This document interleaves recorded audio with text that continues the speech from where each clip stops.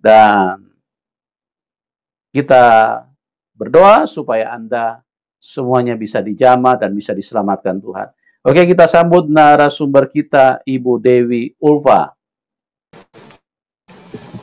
Selamat malam, Ibu Dewi. Selamat malam, Pak Pastor. Apa kabar, Ibu? Puji Tuhan baik, Pastor. Haleluya, puji Tuhan. Terima kasih, Ibu Dewi, sudah hadir pada malam hari Pastor. ini. Ada sukacita, Ibu? Ada sukacita, Ibu? Sangat, Pastor. Sukacita dalam Tuhan itu luar biasa, Pastor. Haleluya. Tuhan tidak pernah memberikan kita sesuatu yang membuat kita jatuh lalu meninggalkan Tuhan. Karena dalam Tuhan Yesus sukacita besar sekali, Pastor. Ya. Waktu meninggalkan Tuhan Yesus ada sukacita? Kalau mau bilang penuh dengan kemewahan dunia, banyak, Pastor. Tapi dalam hati itu ada sesuatu ruang yang beda, Pastor. Tidak seperti sekarang kayak bebas, kayak senang aja, Pastor. Kalau dulu tuh tidak seperti begini, Pastor. Ya, penuh dengan istilahnya hal-hal yang mencekam ya, karena tidak ada damai di dalam hidup, tidak ada cita-cita yang berasal dari Tuhan yang benar. Oke, pada malam hari ini Ibu bisa menceritakan, mic-nya agak didekatin sedikit Ibu supaya suaranya bisa jelas. Ya, mic-nya kalau bisa dipegang aja kalau ini supaya agak dekat ya. Iya, Pastor ya. Oke, ya. Ibu bisa ceritakan latar belakang Ibu dulu di Kristen, terus kemudian kenapa sampai Ibu bisa masuk Islam, dan kemudian bagaimana Roh Kudus Tuhan Yesus datang dan kemudian menjamah Ibu Dewi Ulfa, terus kemudian kembali kepada Tuhan Yesus. Ya, silakan Ibu ceritakan secara lengkap. Iya. Terima kasih, saya bersyukur kepada Tuhan Yesus yang begitu baik. Kalau mau dibilang mustahil kalau seseorang yang sudah dimualafkan untuk kembali, sangat langka, sangat sulit.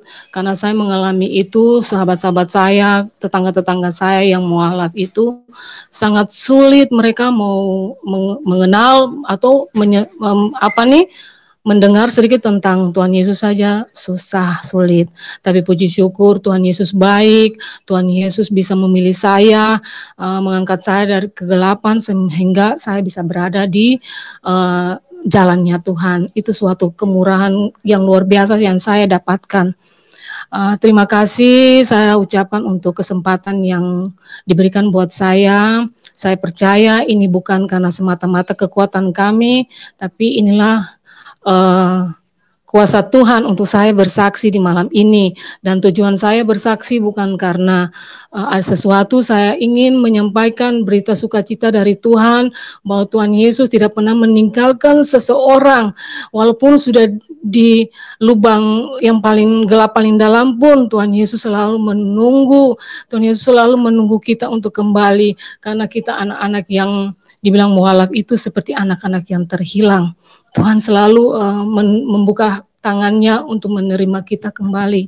Ya, dengan singkat saya bercerita, di awal tahun 90, saya adalah seorang anak remaja, baru berumur 18-19 tahun.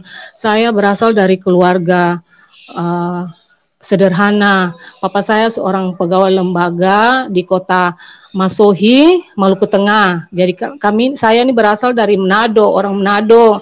Papa saya asli Manado, tapi masa remaja papa saya dan mama saya mereka di Ambon karena orang tua mereka adalah tentara Kenil. Jadi mereka di Ambon waktu itu. Jadi papa saya sama mama saya ketemu di Ambon dan menikah di Ambon.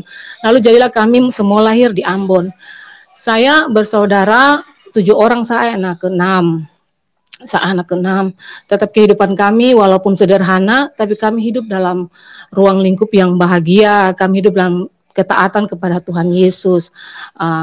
Singkat cerita, saya tumbuh sebagai seorang gadis yang remaja yang ceria, kadang-kadang tidak mengenal susah, walaupun kadang-kadang mama papa itu agak kerepotan juga tentang biaya hidup kami, yaitu kakak berapa itu yang sekolah, terus saya.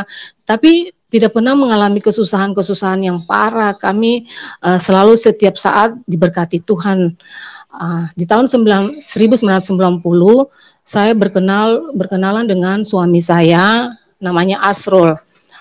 Dia seorang supir mobil dengan latar belakang keluarga yang mampu, yang kaya dan sangat fanatik karena mereka berasal dari Makassar, orang Makassar.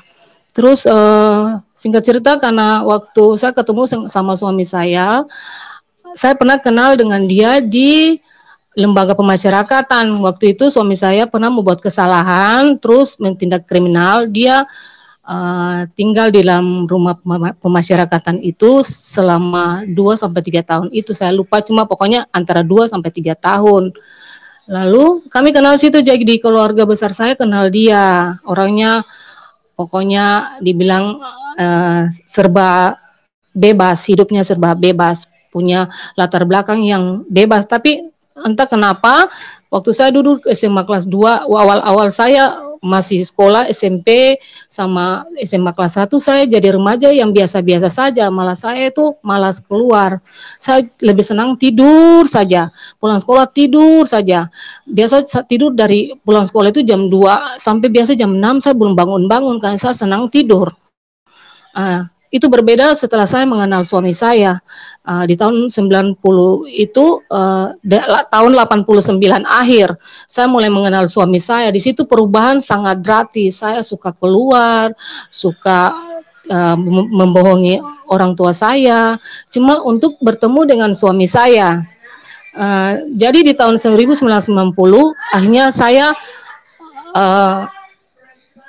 pergi jalan-jalan. Waktu itu ada sementara mau mengikuti ulangan PPKN, dulu bilang PMP, tapi waktu zaman saya sudah bilang PPKN. Terus saya pergi disuruh guru tugas untuk kerja tugas PPKN. Sampai di sana setelah selesai kerja, suami saya sudah menunggu di terminal, Lalu saya disiapkan tempat duduk di depan. Akhirnya saya jalan sama suami saya itu keliling kota tempat tinggal saya, kota Masohi namanya. Keliling sudah jam 7 saya belum pulang, sedangkan mama saya ini kalau jam segitu belum pulang, aduh mati sudah, paha-paha ini biru, dicubit sampai puas-puas. Cuma mama itu nggak pernah mukul pakai rotan. Kalau mama marah, dia cubit aja. Jadi saya udah takut pulang. Akhirnya tidak pulanglah saya tidak pulang dengan suami saya, tidak pulang. Akhirnya kita bermalam dari rumah satu ke rumah satu sampai kurang lebih 4 hari. 4 hari itu saya dicari mama karena tidak ketemu saya dicari sama polisi. Kebetulan polisi itu keluarga dari Manado yang tugas di Masohi. Saya disuruh dicari, ketemu, saya dibawa pulang, tapi mama tidak marah, tidak pukul, gitu ya, papa tidak pukul, tidak marah, mereka diam aja karena mungkin mereka takut saya lari lagi, jadi mereka tidak marah, tidak pukul. Singkat cerita, karena lihat keadaan saya yang seperti orang bingung, kerjanya cuma duduk bingung merenung, akhirnya mama sama papa mengambil keputusan saya dipindahkan di ibu kota provinsi. Ibu kota provinsi yaitu Ambon. Saya sekolah di Ambon. Tetapi saya baru sebulan di Ambon, suami saya sudah ikut saya ke Ambon lagi. Bawa ke Ambon. Saya dibawa dari Ambon bawa ke Masohi lagi. Sampai di Masohi itu saya dititipkan di rumah Bapak Imam di daerah saya situ, agak sedikit, kira-kira 3 kilo, 4 kilo dari tempat tinggal suami saya. Situ selama saya tinggal di situ, saya masih dalam proses untuk mau menikah. Di situ saya nggak ada punya pikiran lagi tentang siapa Tuhan, siapa itu Kristen. Saya sudah kayak orang bingung, sudah seperti orang yang kasmaran, sudah susah dibilang sekali. Lalu singkat cerita itu saya di situ tinggal, terus papa saya diundang karena mau menikah, tidak bisa papa menjadi wali karena papa masih papa Kristen, sedangkan di Muslim itu tidak boleh ada wali yang ini yang non Kristen, non Muslim, harus Muslim. Jadi saya menikah, saya disuruh naik sidang waktu itu. Papa saya hanya datang sebagai mengikuti undangannya saja. Di dalam persidangan, akhirnya papa saya mengizinkan, terus diminta waktu itu maharnya. Karena dibilang begini, Papa Roring punya anak cantik, jadi nanti dibayar maharnya, itu hartanya nanti dibicarakan setelah menikah. Setelah menikah baru saya pun harta itu dibicarakan mau dibayar berapa, mau dikasih naik berapa gitu. Tetapi setelah saya menikah sampai detik ini, sampai kedua orang tua dua belah pihak meninggal, tidak ada itikat bahwa saya itu di harta saya itu dibayar. Sampai sekarang tidak. Tapi Mama, waktu Mama mulai sakit-sakitan, mertua saya mulai sakit-sakitan, akhirnya Mama bilang, iya biar sudah, tidak usah ingat-ingat itu. Singkat cerita, waktu itu setelah tahun 1990, akhirnya saya menikah di muka, apa itu namanya, mau ada peringatan kematian Tuhan Yesus. Waktu itu sebelum kematian Tuhan Yesus mau dirayakan itu, saya sudah masuk Islam. Jadi saya itu seperti orang yang menyalibkan Tuhan begitu. Karena pas di saat Tuhan mau disalibkan, saya duluan salibkan Tuhan. Itu. Di situ tapi saya kayak seperti orang yang belum, tidak punya pikiran, tidak punya akal sampai ke situ. Lalu saya akhirnya diislamkan. Saya diislamkan itu, saya dimandikan dengan air sebak. Itu baknya minta ampun besarnya, airnya penuh sampai dimandikan sampai setengah. Gigi saya itu dipatahkan itu apa namanya, duril jeruk yang panjang itu, baru gigi saya dicopot dibikin sama duri jeruk itu, sampai gusi saya ini semua pada berdarah. Terus dimandikan juga sama itu batu merah, ditumbuk kasih halus, baru saya dikasih batu merah. Lalu setelah saya dimandikan, saya dibawa masuk ke kamar. Dalam kamar itu waktu itu ada ibu-ibu, ada 4 orang apa 5 orang gitu. Jadi satu megang paha saya sebelah, satu megang yang sebelah lagi. Terus saya pun kepala dikasih gini. Saya seperti orang mau disiksa saja. Lalu mereka nggak tahu model bagaimana, tiba-tiba saya menjerit karena sakit sekali. Entah itu apa, saya dibikin apa, katanya saya disunat, tapi nggak tahu itu model apa, pedih sekali, sakit sekali, saya sampai berteriak. Setelah saya disunat itu, saya kembali ke ruang duduk, ruang tengah, disuruh baca kalimat syahadat. Suruh dibaca 2 kalimat syahadat. Terus saya gini dibilang, sekarang Dewi ganti nama ya, bukan nama yang kemarin, sekarang kamu nama Dewi Urpawati. Ya saya pun nama itu, nama Muslim itu Dewi Urpawati. Jadi waktu itu ada saksi saya tuh tetangganya Bapak Imam. Dia bilang, ini sekarang orang tua kamu. Kalau orang tua yang melahirkan kamu itu sudah bukan menjadi orang tuamu lagi. Yang ini sekarang menjadi orang tuamu sekarang. Dia ini menjadi orang tua saya. Saya bingung, kok bisa begitu? Masa mama saya, papa saya membesarkan saya, mereka dibuang begitu saja. Tapi karena saya lagi kasmaran, biar sudahlah. Itu singkat ceritanya begitu. Terus ini saya waktu masa proses pernikahan itu, orang tua saya, papa saya tidak datang, mama saya, keluarga besar saya tidak ada yang datang, semua tidak ada yang menjenguk saya. Dan sampai berapa tahun kemudian saya tidak pernah ketemu dengan mama dan papa saya sampai berapa tahun, sampai anak saya yang pertama lahir. Iya, dalam masa-masa pernikahan awal pertama itu semuanya masih baik-baik. Suami saya masih baik, masih menyayangi saya. Dia menyayangi saya sampai dia meninggal, tapi masa-masa itu dia masih sangat baik. Terus masih berjalan baik, saya mulai belajar bagaimana menjadi Islam yang baik. Saya dibelikan buku tuntunan sholat, saya dibelikan Al-Quran untuk belajar ngaji. Akhirnya saya belajar ngaji, saya belajar sholat, tapi ribet saya doa, sembahyang, sholat, setiap sholat doanya lain, tunduk, ruku lain, sujud lain, terus berdiri nanti lain. Saya kayak, waduh repot banget ini, mau dihafal yang mana nih? Saya bilang selalu bilang begitu. Lalu suami saya bilang ikut aja, kalau nggak belum tahu, sholatnya nanti Allahu Akbar aja, Allahu Akbar, Allahu Akbar aja gitu katanya. Akhirnya singkat cerita saya menjalani itu sampai 2 tahun masih baik-baik, rumah tangga saya baik-baik, perekonomian juga masih mantap, masih bagus, semua keinginan saya masih dipenuhi. Itu awal-awal masa-masa masih berbahagia. Di tahun 2002 anak saya lahir dari antara tahun 1990 sampai 2002, 2 tahun kemudian baru saya melahirkan anak pertama.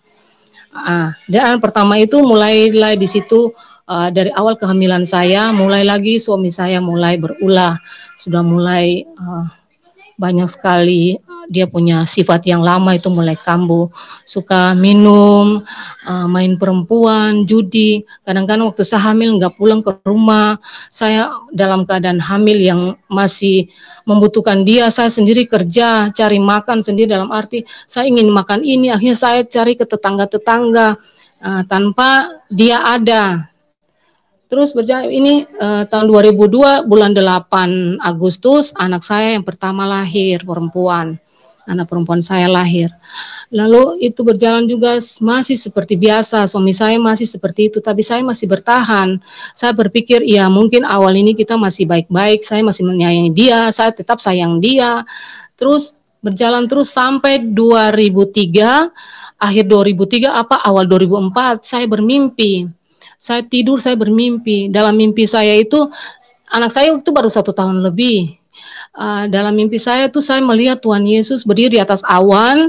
Awannya antara saya dengan Tuhan Yesus tidak terlalu jauh. Jadi saya bisa melihat semua apa yang terlihat di atas Tuhan Yesus, saya lihat dari bawah semua.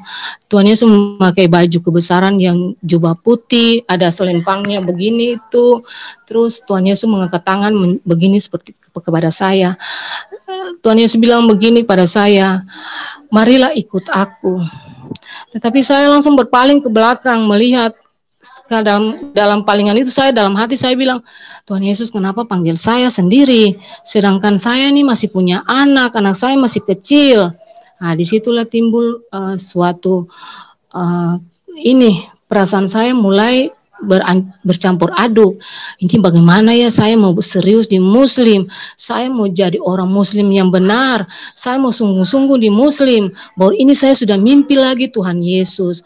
Terus saya tepiskan itu mungkin mimpi saja. Saya bilang itu mungkin mimpi saja. Saya diam saja. Tapi saya waktu saya melahirkan anak pertama itu, mama saya datang jenguk karena saya melahirkan susah sekali. Dari malam itu saya pembukaan 8 ke pembukaan berapa sampai jam 12 siang saya belum melahiran juga. Jadi dengar itu mama datang. Mama buang egonya, marahnya. Mama datang lihat saya. Mama sampai nangis-nangis. Itu sudah melawang. Paling suka sekali tidak dengar mama. Ini akibatnya. Lalu mama berdoa. Mama bilang minta ampun di Tuhan Yesus supaya Tuhan Yesus kasih ampun lalu bisa melahirkan. Akhirnya saya tidak bisa berdoa. Mama yang berdoa. Mama berdoa. Tapi belum juga lahir. Anak saya belum juga lahir. Saya bingung juga, saya sudah paksa sampai saya sudah setengah mati, tidak bisa lahir-lahir itu anak. Lalu saya bilang begini, saya cuma tutup mata, pegang perut saya saya bilang, Tuhan Yesus, Engkau dilahirkan dari seorang perempuan bernama Bunda Maria, dengan keterbatasan kelahiran, tetapi Tuhan Yesus lahir dengan baik-baik saja, dengan selamat. Tuhan Yesus, saya percaya saya melahirkan seperti Ibunda Maria.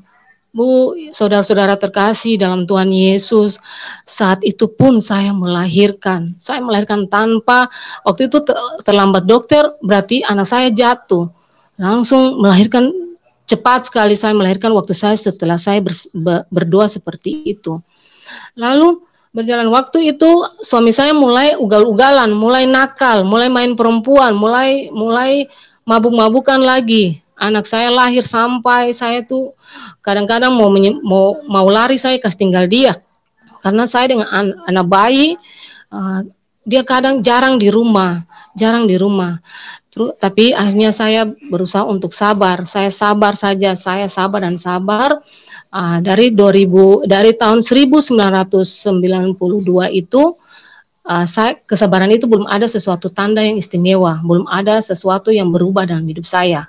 Masih seperti itu saja sampai tahun 1996 anak kedua lahir. Anak kedua lahir itu laki-laki. Di situ waktu anak kedua saya lahir, suami saya senang karena punya anak laki-laki. Tapi dia tidak pernah berubah juga. Saya selalu mabuk, selalu judi, main perempuan, tidak pernah tinggal. Saya sampai sering pergi ke rumah bordir hanya untuk cari dia di situ sambil bawa anak. Kadang-kadang anak saya mau taruh aja di depan rumah bordil itu supaya dia keluar, karena saya berteriak, kadang-kadang dia tidak mau keluar. Rasa-rasanya saya mau taruh itu anak saya di depan rumah bordil baru saya keluar. Tapi kalau sudah begitu tiba-tiba dia keluar, tapi dengan cara jalan lain, dia mutar supaya tidak ketahuan kalau dia dari situ. Tapi kalau Bapak Ibu, saudara-saudara sekalian yang Tuhan Yesus saya kasihi, walaupun sudah ketahuan dia begitu salah, tapi selalu saja dia membela diri. Di rumah itu kalau sampai di rumah, saya dimarah, dimaki, bahkan sampai saya dipukul. Biasa saya dipukul itu kadang-kadang mulut saya bengkak, kadang-kadang mata saya biru di sini, ini dahi-dahi saya sampai biasa itu benjol. Dan saya bilang begini dalam hati saya, sudah berkorban begini, sudah pindah ikut kamu, tinggalkan sekolah saya, karena saya tidak sampai lulus sekolah, saudara-saudara sekalian, saya hanya sampai SMA kelas 2. Terus saya sudah tinggalkan keluarga saya. Kenapa di sini saya tidak dibikin baik? Kenapa saya hidup susah begini? Waktu itu saya selalu menangis, selalu bilang begitu. Tapi dia tidak pernah mengerti. Sedangkan tetangga-tetangga saya semua prihatin pada saya. Kadang-kadang mereka bilang, kas tinggal dia saja, pergi sudah. Itu bahasa Ambon bilang seperti itu, pergi sudah, bawa anak-anak tuh pergi sudah, kasihan, kamu kasihan. Itulah. Tapi saya berpikir begini, saudara-saudara terkasih, saya berpikir begini, saya kas tinggal dia, itu kan masih pikiran-pikiran yang belum ada Tuhan. Jadi saya bilang begini, saya kas tinggal dia, kasihan bagaimana anak-anak saya, siapa yang mau lihat, siapa yang mau hidup mereka. Jadi saya masih tetap tinggal di situ bersama-sama dia di tahun itu, tahun 1996 anak kedua. Dari tahun itu tidak pernah ada perubahan apa-apa. Saya berusaha, berusaha bikin usaha, dalam arti punya usaha kecil-kecilan lah, tetapi menghasilkan uang untuk kehidupan kami, sambil dia bawa mobil itu, jadi dia supir mobil, saya usaha, saya jualan. Tetapi saudara, pertama-pertama usaha bagus semua, saya bisa menghidupi kebutuhan rumah tangga, saya bisa handle semua, bisa saya cukupi semua. Tetapi lama-kelamaan kurang sampai saya punya usaha tuh habis sekali, malah saya berhutang lagi. Terus saya bangun usaha baru lagi, saya bangun lagi. Begitu juga, pertama bagus, saya senang kalau usaha lancar, bagus, biar saya capek, tetapi saya bisa melihat hasilnya. Tetapi ini ujung-ujung bangkrut lagi, habis lagi, berhutang lagi, sampai sedikit waktu saya dikatakan wanita suka berhutang. Keluarga dari suami saya selalu bilang saya seperti itu, kata tukang bautang, tukang berhutang. Tapi itulah hidup saya. Terus dengan berjalannya waktu dari tahun itu, mendekati kerusuhan tahun 1999, saya masih tetap baik saja, karena saya pikir biar sudah saya jalani, pokoknya walaupun dia seperti itu, sifatnya seperti itu, kadang-kadang dia baik, kadang-kadang dia berpikir normal, kita masih bahagia kadang-kadang, tapi kadang-kadang juga sakitnya minta ampun, saya sampai biasa tuh menangis minta ampun. Itulah, tapi kalau setiap saat saya seperti itu, saya ingat Tuhan, kadang-kadang saya mau berdoa, saya takut.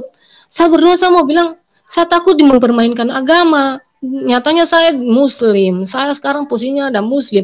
Bahwa saya berdoa, apa saya jadi orang seperti apa ya? Berdoa baru sekarang bilang Tuhan Yesus saya statusnya Muslim. Itu saya masih di bawah tahun 2000 sebelum kerusuhan itu.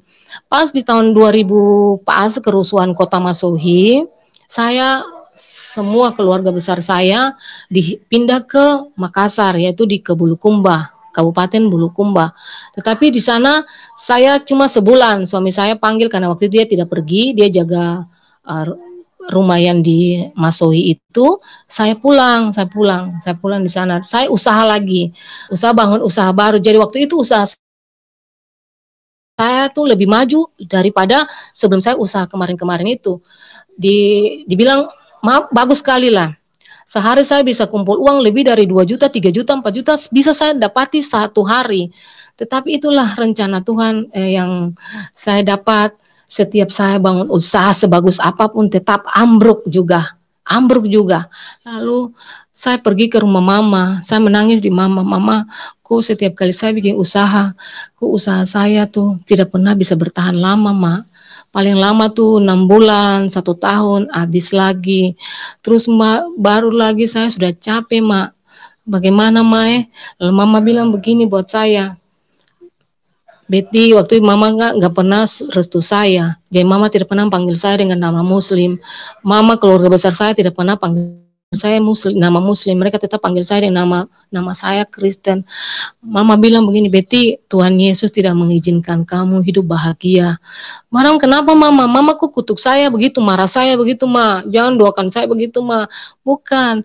Kalau kamu hidup bahagia di situ banyak uang, berarti kamu akan melupakan Tuhan Yesus. Saya di situ langsung kaget, saya down sekali. Kok Ma, begitu Ma? Iya toh, lihat saja setiap bikin usaha apapun Betty bikin tidak pernah bisa berhasil.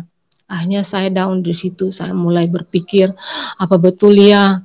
Apakah selama ini saya sudah jauh dari Tuhan Yesus ya? Apa benar Tuhan Yesus itu benar-benar adakah? Apakah di Muslim ini tidak ada jaminan sesuatu yang saya bisa bahagia? Selama ini saya hidup, hati saya kalau punya uang pun tetap di dalam hati saya tidak tentram. Saya selalu ada sesuatu yang kosong yang tidak pernah saya dapat. Apalagi kalau tidak punya duit, apalagi punya hutang, apalagi dalam masalah banyak, lebih tambah kacau. Tapi puji Tuhan, setelah tahun 2000 berlalu, kerusuhan berlalu, setelah saya pulang dari Makassar, saudara-saudara saya ini dari Kristen, tapi mereka Kristen yang notabene, mama saya juga Kristen yang notabene dari liturgi. Jadi mau bilang mereka pemahaman tentang Tuhan Yesus juga tidak terlalu bagus. Dalam arti mereka belum ini. Akhirnya kakak perempuan saya dan adik bungsu saya, kakak saya namanya Deli, sama adik perempuan yang bungsu saya namanya Femi. Mereka berdua itu bukan suatu kebetulan, tapi Tuhan menunjukkan mereka menjadi sesuatu untuk menarik saudara-saudaranya. Saya lupa firman itu, tapi saya percaya satu orang bertobat, seisi rumah dipulihkan itu ya. Jadi saudara-saudara saya itu pindah, mereka di gereja aliran. Di tahun 2006 mereka sangat loyal dengan ibadah mereka. Mereka sangat bertumbuh sekali dalam setiap mereka punya penyembahan dan doa-doa mereka. Terus waktu itu mereka kan tinggal di Ambon, di daerah provinsi. Mereka datang jalan-jalan ke rumah mama saya di Masohi.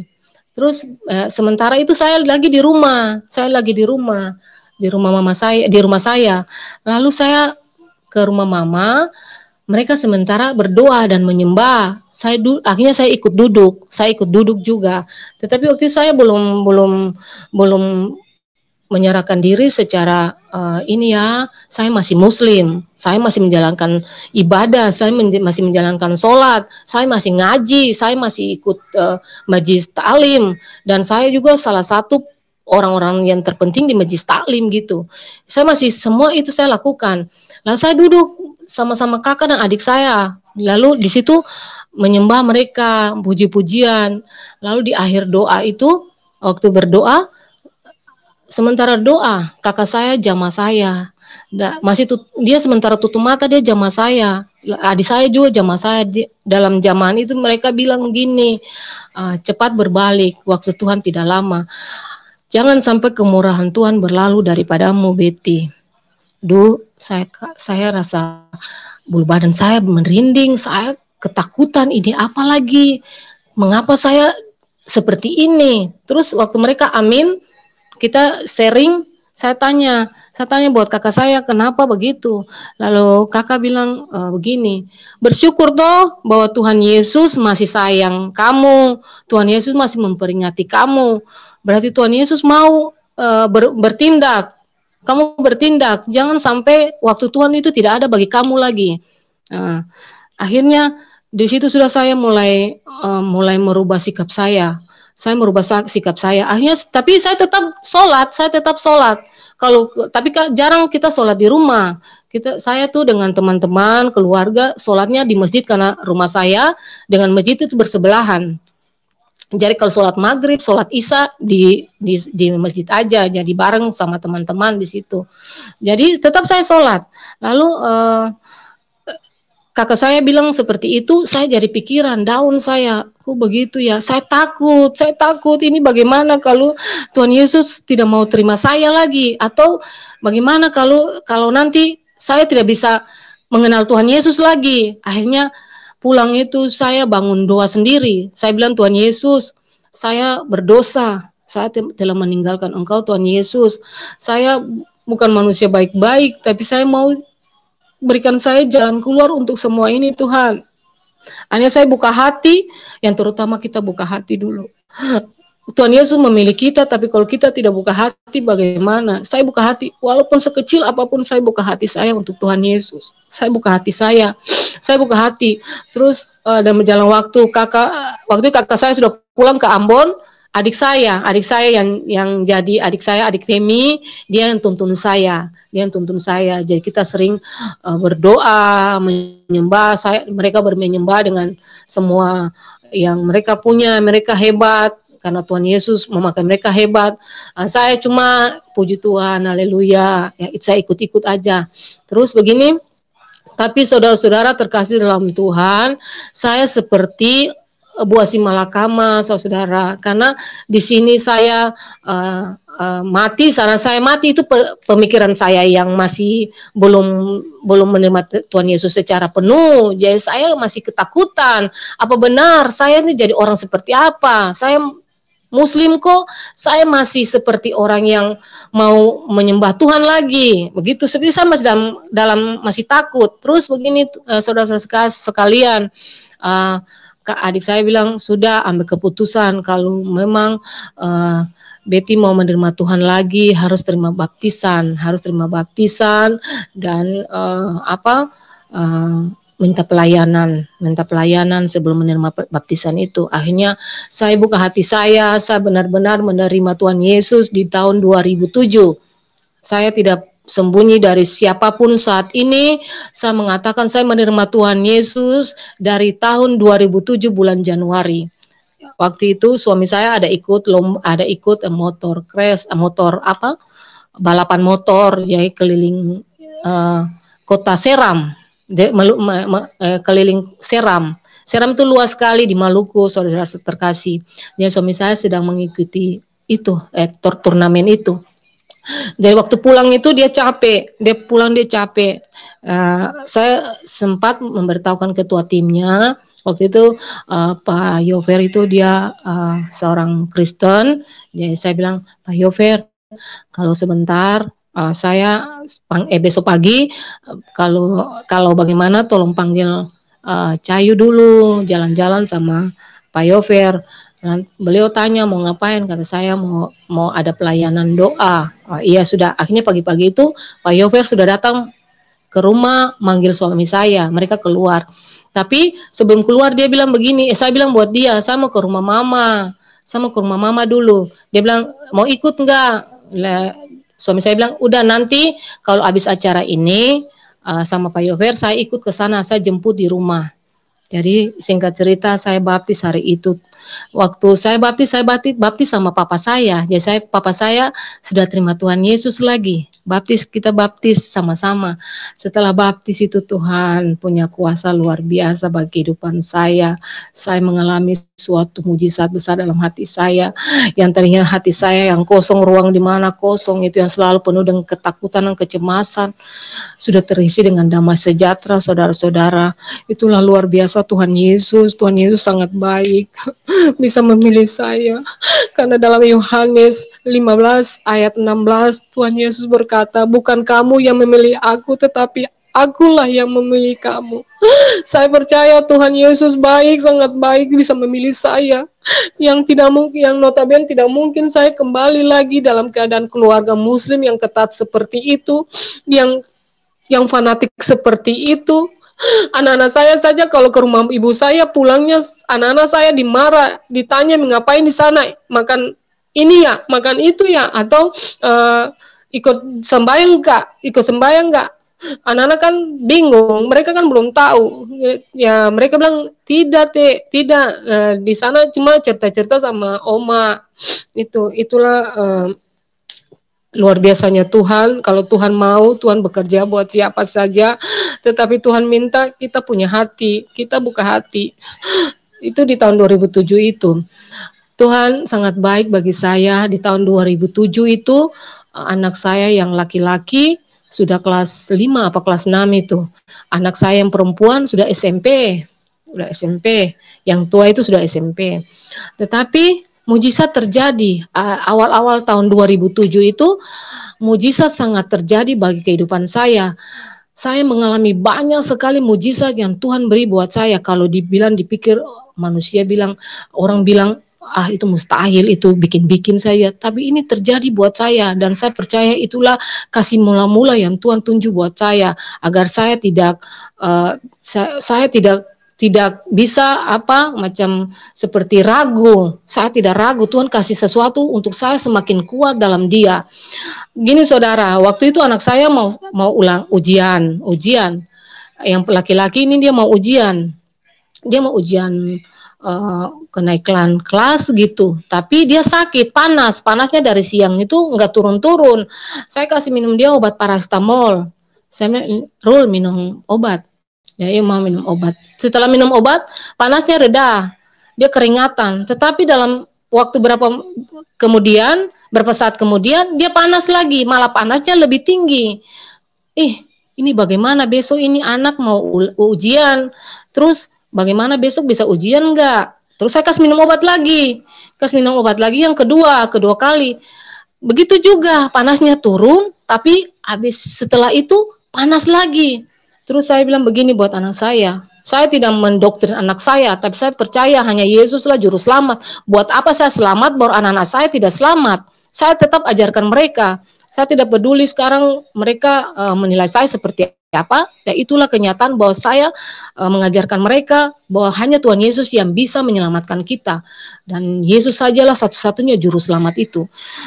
Saya bilang buat anak saya, Arul, percaya Tuhan Yesus enggak? Dia bilang, dia masih ragu, dia bilang, iya mama, kalau mama percaya, Arul percaya sudah. Yang gitu kata logat Papua seperti itu. Akhirnya kalau Arul percaya Tuhan Yesus, mama berdoa supaya Tuhan Yesus jamah air ini Arul sembuh. Tapi sebelum itu saya bicara dalam hati, loh Tuhan, berikan mujizat Tuhan. Lalu saya berdoa, saya kasih minum anak saya ini. Terus saya kasih minum, dia tidur. Setelah tidur, saya pegang dia punya dahi, sudah nggak panas lagi, panasnya sudah turun jauh sekali, drastis sekali dia punya panas turun. Besok paginya dia bangun, saya tanya, Rul bisa bisa ikut ujian nih? Ya, iya mak, sudah sembuh. Lah, iya, syukur toh, siapa yang obat? Ya, mama, bukan mama, ini karena Tuhan Yesus sayang Arul mau ikut ujian, jadi Tuhan Yesus yang sembuhkan Arul hanya melalui air. Puji Tuhan, haleluya. Jadi Arul disembuhkan karena air, karena Tuhan Yesus baik. Terus berikutnya dia sakit lagi, dia sakit gigi, saudara-saudara, dia sakit gigi, sudah menangis, merontak. Dia datang buat mama karena pernah saya bikin satu mujizat buat dia datang lagi, mak, obat dulu, obati saya dulu, saya sakit gigi nih. Nah, mama bukan dukun, mama nggak bisa obat. Iya berdoa toh, Ma. Tapi saya hari itu tidak berdoa, saudara-saudara. Saudara-saudara, saya hanya bikin begini, di dalam nama Yesus, darah Yesus berkuasa, dalam nama Yesus, darah Yesus berkuasa. Saya hanya salib, tanda salib di dia punya gigit yang sakit dengan mengucapkan dalam nama Yesus, darah Yesus berkuasa. Terus saya tanya, dalam jangka 5 menit saya tanya dia, sakit lagi enggak? Dia bilang gini, Mak, sudah tidak sakit. Nah itu tuh hebat, Tuhan Yesus luar biasa. Itulah kesaksian tentang hebatnya Tuhan bagi anak-anak saya yang menunjukkan besar kuasa Tuhan. Lalu banyak mujizat yang terjadi kepada saya. Waktu itu mertua saya sakit. Mertua sakit, saya sudah sakit parah. Dia sering masuk rumah sakit, keluar rumah sakit, dan saya ini yang menjaga dia. Kalau dibilang saya dalam keluarga besarnya, keluarga besar suami saya itu orang hebat, orang terpandang. Mereka tuh orang-orang yang sangat loyal di kota itu. Jadi waktu itu, kalau dibilang saya ini seperti anak mantu di dalam rumah, kalau saya dibikin angka ya, kalau angka 10 saya mungkin dapat angka 5. Sedangkan anak menantu yang sama-sama asal mereka dikasih angka 8. Tetapi saya menjaga dia di rumah sakit sampai anak saya mau ke sekolah dari rumah sakit. Tapi saya puji syukur saya tidak pernah memikirkan itu. Saya percaya itulah kuasa Tuhan buat saya bisa berbagi, melayani mertua saya.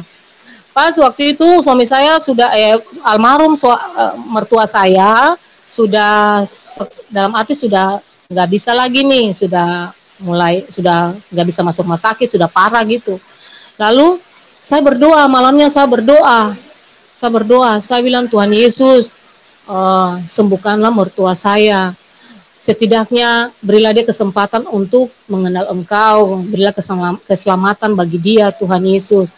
Lalu saya buka Alkitab, saya baca Alkitab.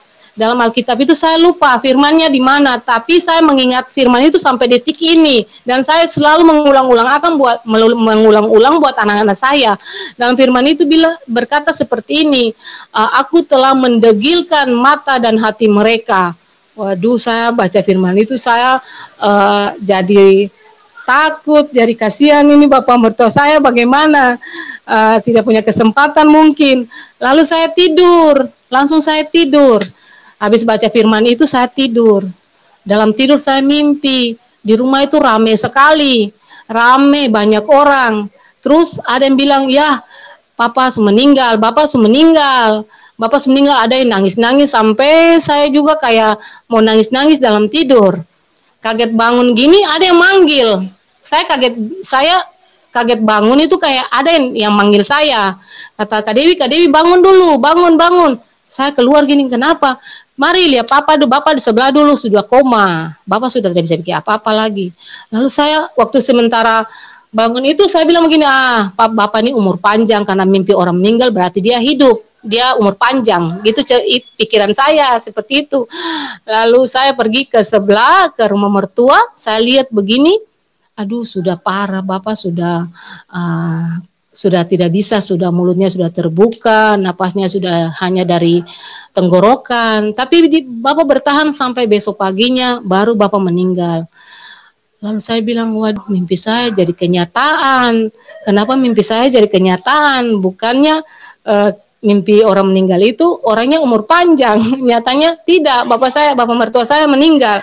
Itu mujizat mimpi yang saya dapat. Terus kedua kalinya semujizat mimpi lagi, saya kan ada pengurusan kredit di salah satu bank. Notabene saya ke sana, surat-surat sudah lengkap, saya suka masuk proposal, saya punya jaminan sudah. Tetapi sampai 2 minggu berturut-turut itu saya belum dipanggil-panggil.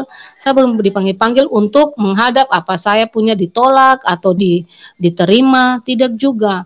Terus malam itu saya mimpi, saya tidur, saya mimpi. Saya mimpi, dalam mimpi saya itu saya pergi ke kepala kredit. Di sana kepala kredit panggil saya. Lalu dikasih pulanglah map saya dikasih pulang. waktu map saya dikasih pulang itu, saya dari kepala kredit itu saya jalan nangis sampai di luar. Itu semua orang nasabah-nasabah yang ada dalam ruang itu melihat saya dengan penuh tanda tanya. Saudara terkasih dalam Tuhan Yesus, bukan karena apa saya berbicara ini, tapi inilah mujizat yang Tuhan beri buat saya. Itu terjadi seperti mimpi yang saya alami. Jadi kejadian yang mimpi itu tidak ada kurang, semuanya benar seperti itu. Aduh, saya menangis, saya ambil map saya keluar dengan menangis-menangis sampai di luar, sampai saya terisak-isak sekali. Kayak saya kecewa, bagaimana kok saya sudah setengah mati, urus surat-suratnya, saya sudah bolak-balik mengeluarkan biaya, kok saya punya punya permintaan ditolak. Itulah mimpi saya yang selalu jadi kenyataan. Dan mimpi yang berikut juga, saya mimpi tetangga saya sakit, waktu dia sakit banyak, saya mimpi dia meninggal. Dia meninggal lagi. Saya bilang, aduh Mama Ade ini meninggal lagi kapan nih? Saya mimpi Mama Ade, saya panggil dia Mama Ade. Mama Ade meninggal ini. Nyatanya tidak, sampai sebulan itu dia tidak meninggal, malah dia kondisinya bagus, normal. Aduh, syukur banyak, berarti Tuhan Yesus mimpi itu tidak benar, berarti dia sehat-sehat saja, nanti dia sembuh nanti ini. Saudara terkasih dalam Tuhan kita Yesus Kristus, itu salah semua. Sebulan kemudianlah dia meninggal. Berarti mimpi saya benar juga.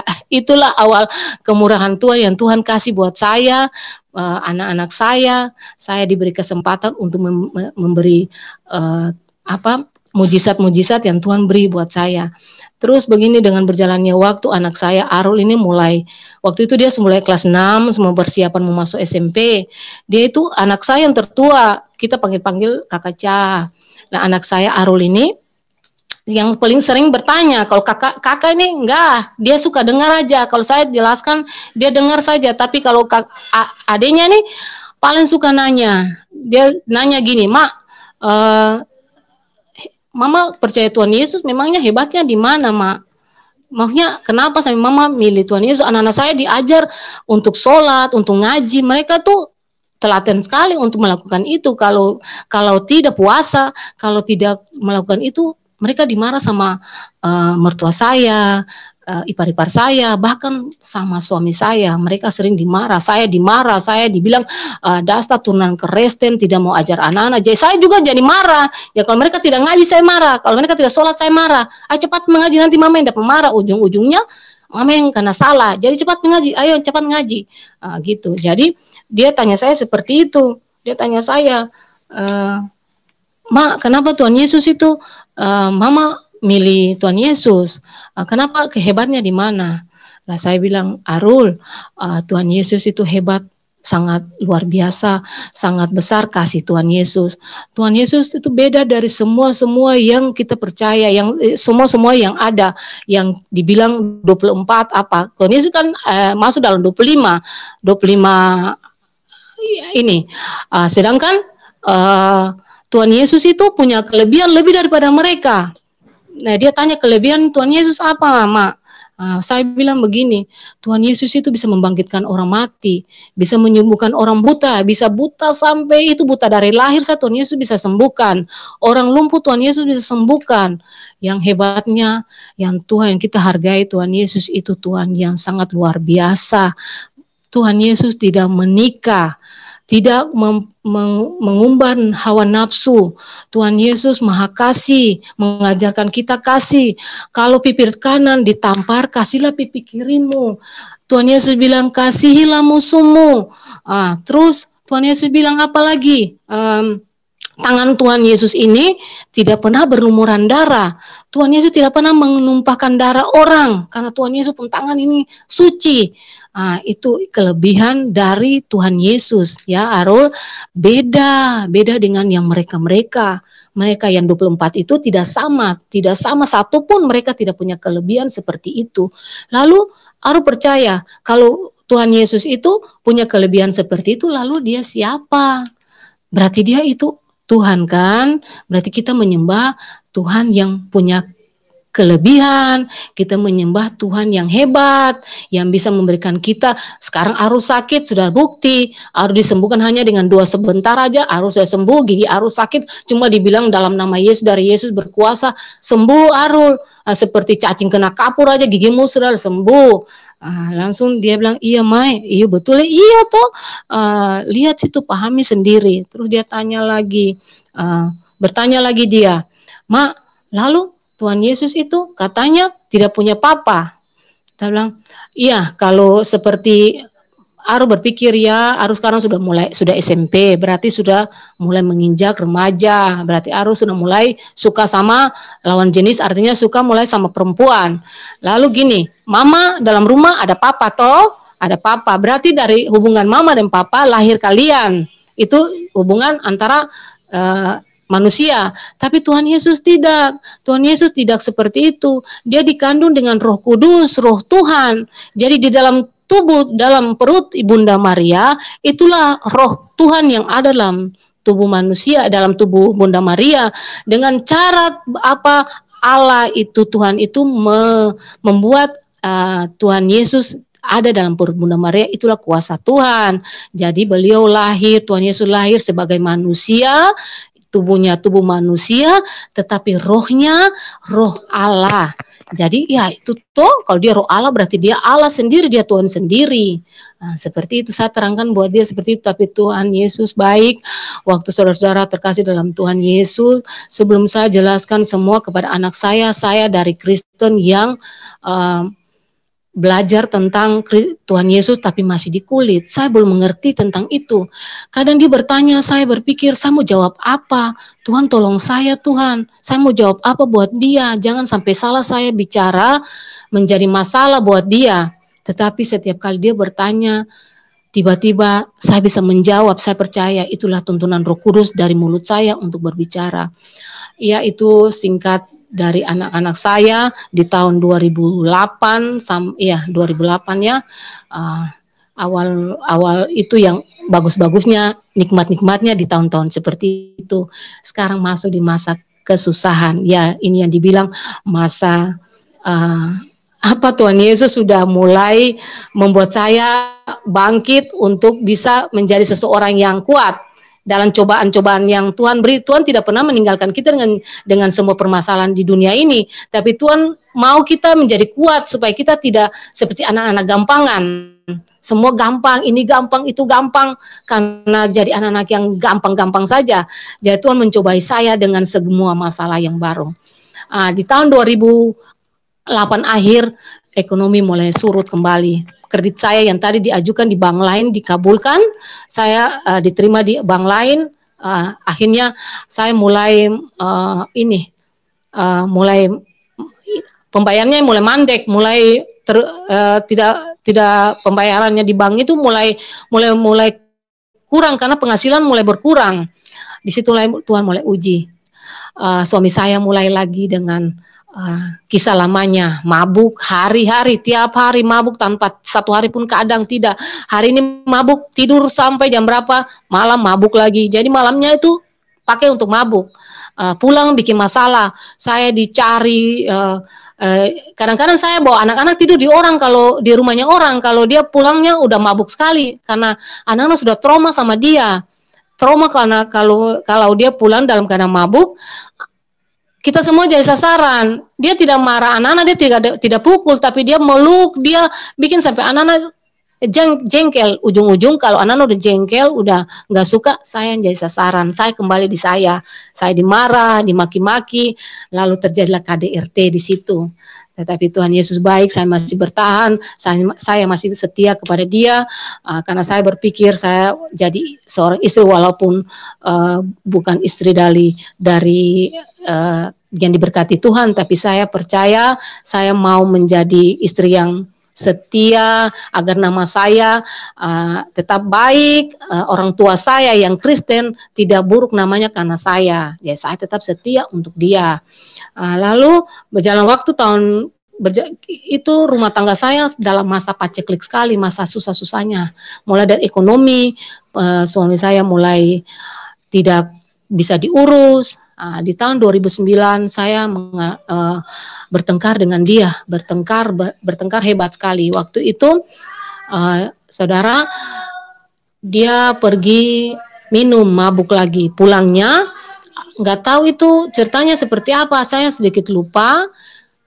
Dia ini lagu gereja, ada tetangga putar lagu rohani mungkin, lalu dia marah-marah putar lagu rohani kah gimana gitu, lalu dia mulai lagi cercah Tuhan Yesus, sumpah serapah keluar dari mulutnya, maki-maki Tuhan Yesus, membuat darah saya mendidih, buat saya marah. Tetapi saya tidak bisa marah, kalau saya marah berarti saya mati di situ, apalagi dalam keadaan mabuk ini. Cuma karena saya terlalu jengkel, saya bilang begini, hargai saja dia sebagai nabimu, karena di Al-Quran dia itu nabimu. Kalau kamu tidak menghargai dia sebagai nabi, lalu lebih baik hapus dia sudah, tidak usah Isa itu nabi lagi. Kau tidak memaki-maki dia dari tadi, caci maki dia dari tadi.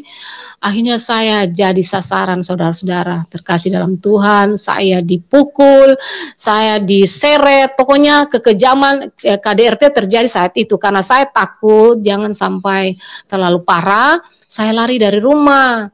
Saya lari dari rumah itu, terus tetangga megang saya, kata, kenapa Tante Dewi, kenapa?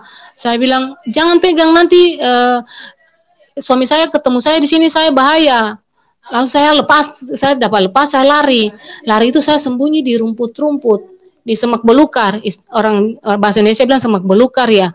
Kebetulan di pinggir rumah itu ada semak-semak yang belum sempat dibersihkan.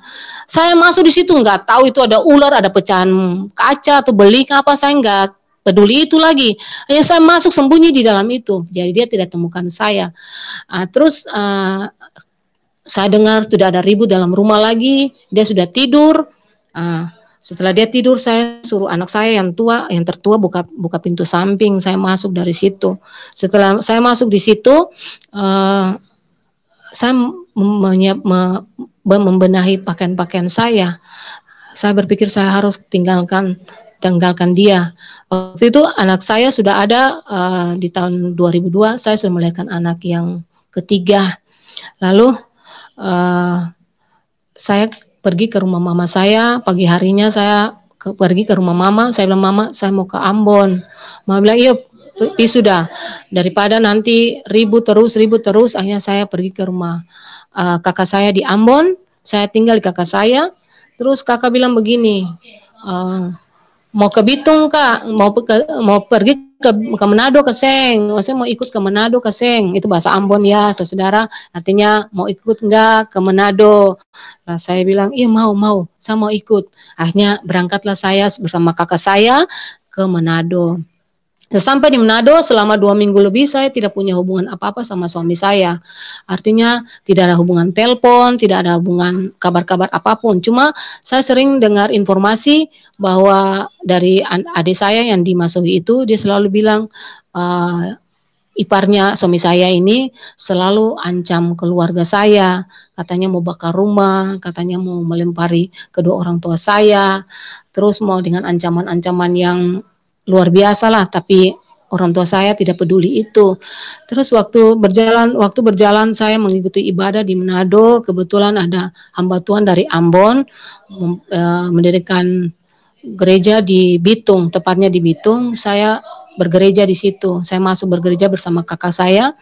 Waktu ikut pertama bergereja, Ibu Pendeta, Ibu Gembala bilang, siapa yang punya masalah, siapa yang punya beban, taruh tangan di dadanya. Lalu saya angkat tangan saya taruh, saya menangis. Saya bilang, Tuhan, saya beban banyak.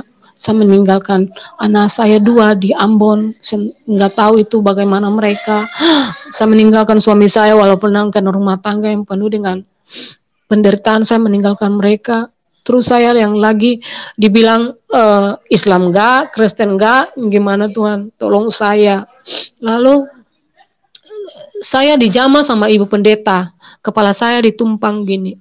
Setelah habis dijamah, Ibu Pendeta maju ke mimbar, beliau bilang begini, Betty, nama Kristen Ibu Pendeta sebut, Betty, Tuhan tadi berbicara kepada saya melihat ada 2 pintu untuk kamu. Pintu yang besar penuh dengan kemewahan dunia ini, dan pintu yang kecil sangat sempit sekali. Itu ada kemuliaan Tuhan di situ. Tuhan bilang terserah kamu mau pilih yang mana, tetapi Tuhan mau kamu bertindak untuk untuk iman kamu. Jadi dalam arti berarti Tuhan mau saya bertindak, berarti Tuhan mau saya melakukan lebih, bukan saya harus sembunyi-sembunyi kan, saudara-saudara. Itulah saudara-saudara terkasih dalam Tuhan.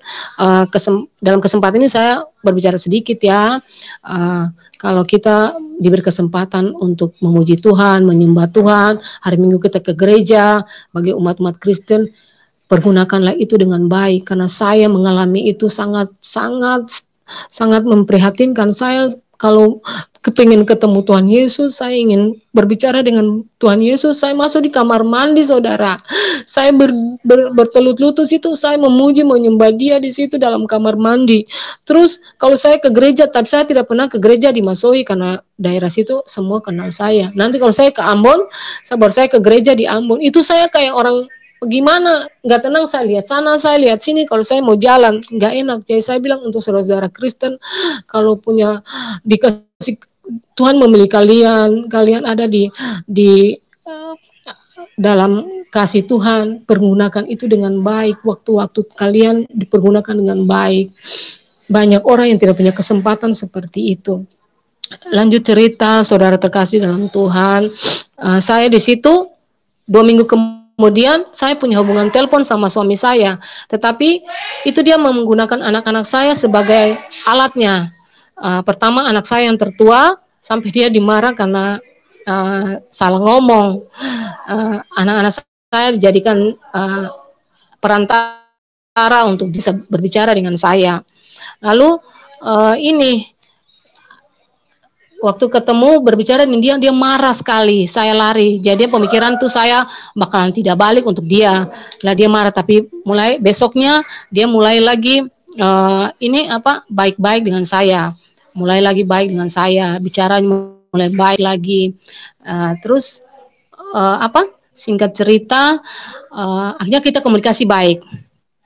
Terus waktu saya masuk gereja untuk hari Minggu berikutnya lagi, ada kesaksian buat saya. Tuhan bilang harus bertindak, saya harus bertindak, bertindak. Lalu setelah habis ibadah saya tanya, Ibu Gembala itu bertindak dalam apa ya? Ya Tuhan mau kau bertindak, maksudnya Tuhan mau kau melangkah, benar-benar melangkah, jangan berpaling ke belakang, harus mengakui semua.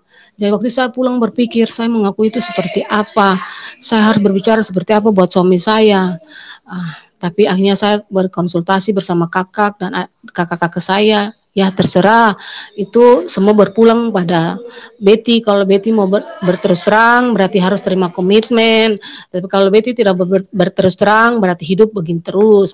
Hanya sebagai orang yang seperti sembunyi-sembunyi lah. Mau puji Tuhan sembunyi-sembunyi begitu.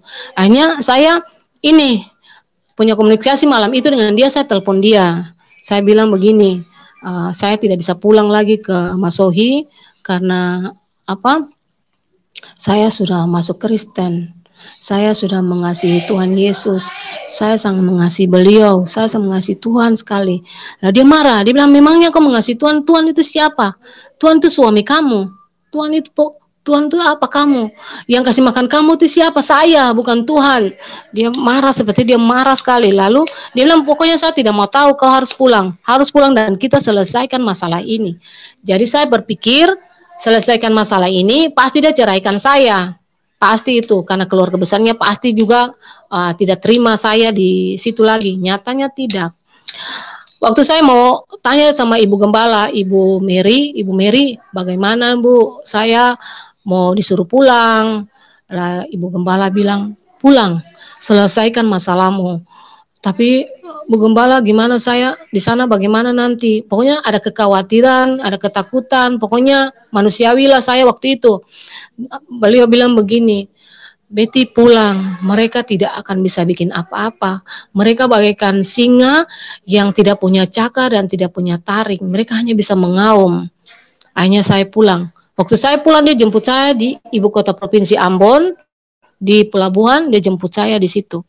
Saudara terkasih dalam Tuhan Yesus baik, Tuhan menjaga anak-anaknya yang benar-benar minta pertolongan kepada dia. Saya pulang, saya berdoa dulu, Tuhan tolong saya, Tuhan saya mau pulang ini, Tuhan bantu saya serahkan semua kepada Tuhan Yesus. Saya percaya Tuhan tidak ada apa-apa dan saya tidak kenapa-kenapa. Benar saudara, saya pulang itu dia tidak satu helai rambut saya pun dia tidak kasih jatuh dari kepala saya. Keluarga besarnya pun yang notabene tahu saya lari ke Manado itu tidak ada yang marah saya. Tidak ada yang bisa bertanya, kamu kemana? Selama 1 bulan lebih ini kamu kemana? Tidak ada yang bertanya. Terus itu suami saya tidak pernah marah. Malahan dia semakin sayang saya. Kemana saja saya jalan dia ikut. Kemana saya pergi dia ikut. Seakan-akan kayak seperti dia takut kehilangan saya lagi. Tetapi satu titik di mana dia teringat kata-kata saya waktu di Manado itu. Waktu saya telepon bahwa saya bilang saya mengasihi Tuhan itu. Dia ingat itu.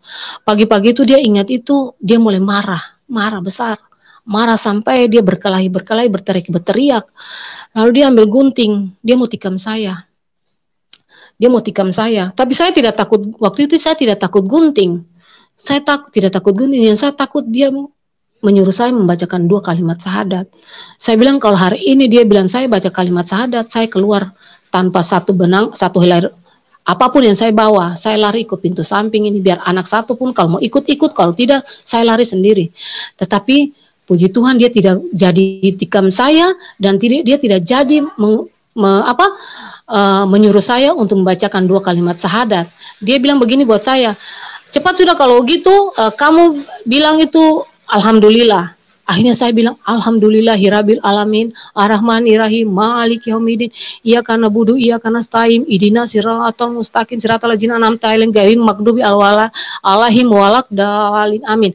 Lalu nah itu toh sekarang sudah Muslim, kamu bukan Kristen. Saya tidak mau dengan urusan hati kamu, saya tidak tahu apa isi hati kamu, tetapi kamu tetap Kristen dan saya tidak akan menceraikan kamu.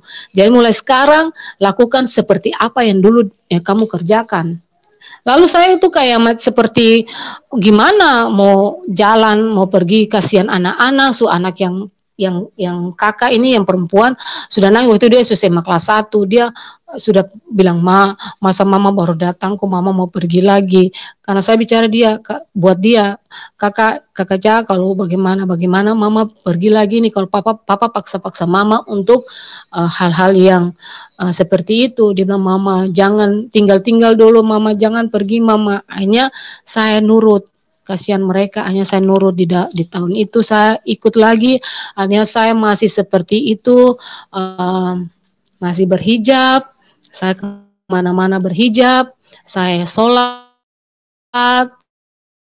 saya ini masjid talim saya lakukan juga, masih seperti itu. Tetapi saudara yang terkasih dalam Tuhan Yesus, saya percaya, saya sholat, saya selalu sebut haleluya dalam nama Bapa, Anak dan Roh Kudus, karena saya percaya di dunia ini tidak ada lain, hanya Yesus.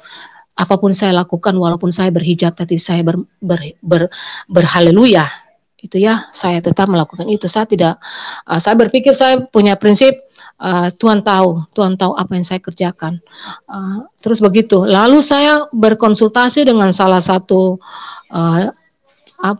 hamba Tuhan, orang-orang yang dekat dengan Tuhan. Saya berkomunikasi dengan mereka, sharing dengan mereka. Saya bilang bagaimana saya seperti ini. Saya seperti orang yang tidak punya prinsip. Saya Muslim, saya berhijab, baru saya masih menyembah Tuhan. Lalu mereka bilang belum waktunya. Kalau sudah waktunya pasti semua terjawab. Pintar-pintar licik seperti ular, jinak seperti merpati. Jadi Betty harus pintar-pintarlah menyikapi itu semua sambil berdoa minta Tuhan. Saudara terkasih dalam Tuhan, saya lupa waktu saya mau pulang ke Ambon, saya berkomitmen dengan Ibu Gembala. Ibu Gembala tanya saya waktu di Manado itu, Ibu Gembala tanya kalau mau pulang komitmen dengan Tuhan dulu. Ini mau pulang ini tidak komitmen ya. Saya tanya komitmen buat apa? Ya kalau pulang komitmen bilang pada Tuhan saya akan kembali. Jadi kasih waktu buat Tuhan sampai kapan mau kembali. Akhirnya saya ambil komitmen dengan Tuhan. Saya bilang, Tuhan kasih saya waktu 3 tahun sampai saya anak yang tua lulus SMA dulu, Tuhan Yesus. Akhirnya didoakan. Tetapi nyatanya tidak, saya tidak menepati janji saya 3 tahun itu karena saya keburu punya anak di tahun 2002. Berjalannya waktu seperti itu terus, lalu saya sering sharing dengan para orang-orang yang dekat dengan Tuhan, hamba Tuhan. Mereka bilang, lakukan saja seperti apa yang Betty lakukan, nanti Tuhan yang bekerja, Tuhan yang berkarya untuk Betty. Itu ya. Terus saya ini di tahun 2015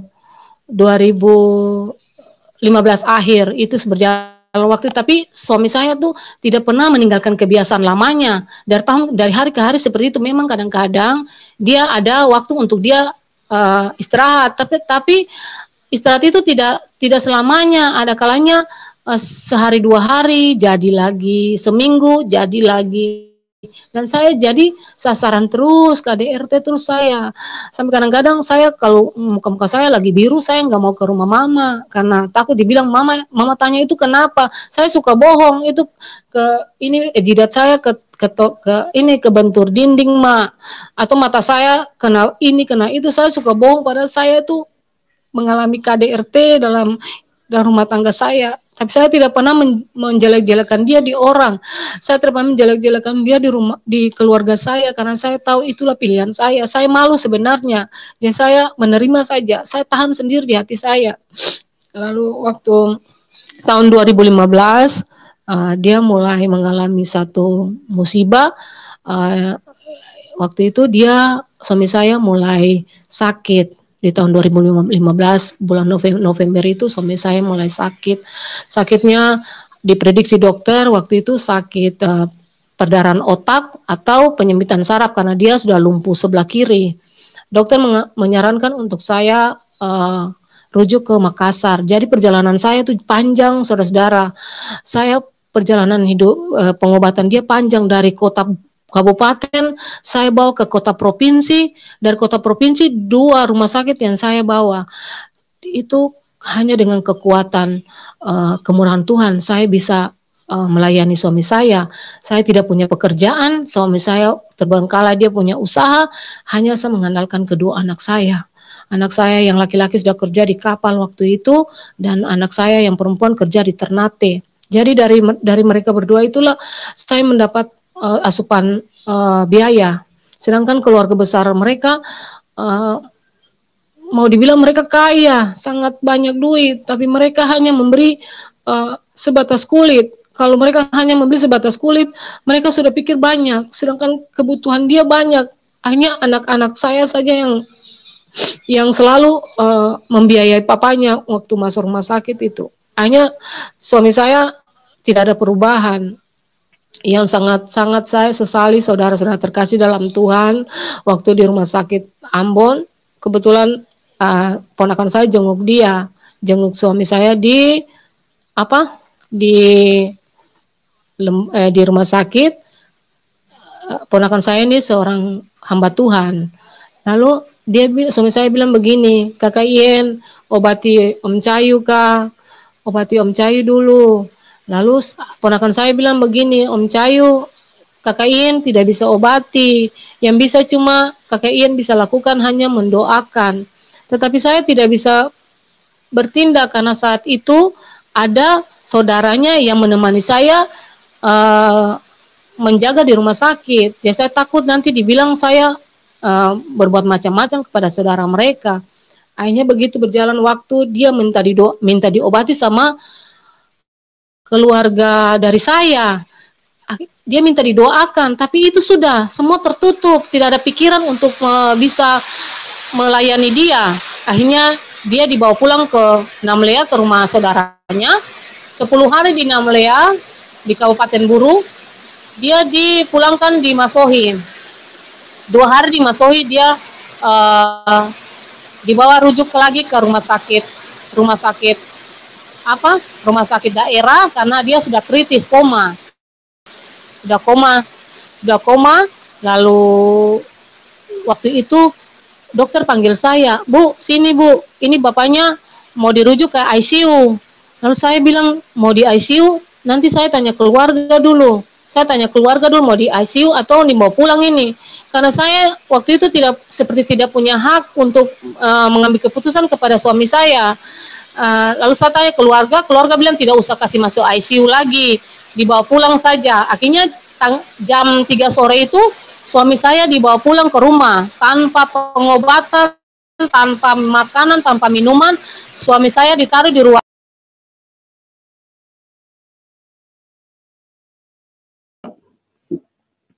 Haleluya.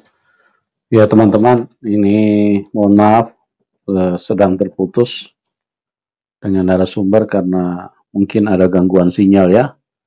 Oke, nanti tolong segera disambungkan kembali dengan narasumber agar ini.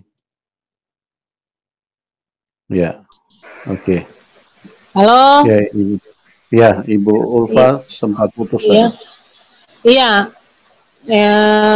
Terus lanjut cerita, suami saya ditaruh saja di, iya suami saya pastor, suami saya hanya ditaruh di ruang tamu tanpa pengobatan apa-apa. Di situ saya menyesal kenapa saya tidak punya kuasa atas dia. Harusnya dia dibawa ke ICU supaya dia di situ ada pengobatan, ada perawatan. Sampai dokter bilang buat saya waktu mau kasih keluar, ibu jangan kasih keluar. Bapak punya otak ini bagus sekali, masih bisa diobati, masih banyak kemungkinan untuk Bapak sembuh. Kenapa ambil keputusan yang sepihak? Nah, saya kembalikan untuk keluarga besarnya. Akhirnya dibawa pulang ke rumah. Tanggal 1 Januari lagi rame-ramenya orang merayakan tahun baru, suami saya meninggal. Akhirnya suami saya meninggal. Itulah awal mula saya benar-benar berada dalam kasih Tuhan. Waktu suami saya meninggal, kakak tertuanya, saudara terkasih yang Tuhan Yesus kasihi, saudara tertuanya tidak ada di tempat. Dia lagi di Makassar. Di telepon tidak ada yang tidak ada itikat baik untuk dia kembali. Akhirnya meninggal pun sampai selesai perayaan hari 1 sampai 9 itu kakak ipar saya tidak datang. Akhirnya jadilah perpecahan dalam keluarga mereka antara saudara-saudaranya sendiri. Saya waktu itu tidak ada campur di situ karena saya lagi berduka. Saya berpikir saya harus membiayai anak 4 saya ini bagaimana, saya harus menghidupi mereka bagaimana. Sedangkan suami saya sudah tidak ada, walaupun kadang-kadang dia menyakiti saya, tetapi setidaknya dia punya sumber untuk saya. Dia sudah tidak ada. Lalu akhirnya saya tidak pusing mereka mau marahan, mereka mau saling mengutuk atau saling mencaci maki, saya tidak peduli urusan mereka bersaudara. Lalu begitu saya waktu setelah hari suami saya punya hajatan selesai, mulai dari hari meninggal sampai hari 40, hari 100, hari 120, semua selesai, itu dibiayai oleh uang sedekahnya dia. Keluarga besarnya nanggung, tapi ya itulah, mau dibilang apa kalau nanggungnya cuma sekian gini, sekian gitu, sedangkan saya butuh biaya banyak untuk dia punya biaya pemakaman, biaya hari-harinya. Terus setelah ini saya makan apa, anak-anak saya makan apa. Kakak saya waktu datang untuk hari 7, dia bilang gini, ini ngapain sampai mesti bikin perayaan seperti ini, nanti setelah ini kamu makan apa, anak-anak kamu bagaimana, tidak bisa simpan uang kah, karena ramai sekali, saudara-saudara terkasih, ramai sekali dirayakan, pokoknya makanan itu nggak bisa dibilang lagi. Lalu saudara terkasih, saya percaya, saya sekarang walaupun mereka tahu saya Muslim, tapi saya percaya hati saya Tuhan ada bersama saya tidak pernah takut untuk menghidupi anak-anak saya. Saudara terkasih dalam Tuhan Yesus, itulah perjalanan singkat tentang saya bersama-sama dengan suami saya. Sekarang saya berbicara selanjutnya tanpa suami saya, yang sekarang yang dibilang kalau tanpa suami enak mungkin ya, disayang oleh keluarga besar, disayang sama tetangga, disayang sama, pokoknya disayang-sayang lah, karena saya sudah notabene mualaf, terus tidak punya suami, berarti saya pasti disayang-sayang lah. Tapi itu tidak terjadi bagi saya, saudara terkasih, karena Tuhan tidak mengizinkan saya bahagia. Itulah yang pernyataan mama saya. Saya pegang itu, Tuhan. Saya bersyukur bahwa itu terjadi, karena saya kalau terjadi saya diinak-inakin berarti saya lupa. Itu. Jadi itu terjadi bagi saya.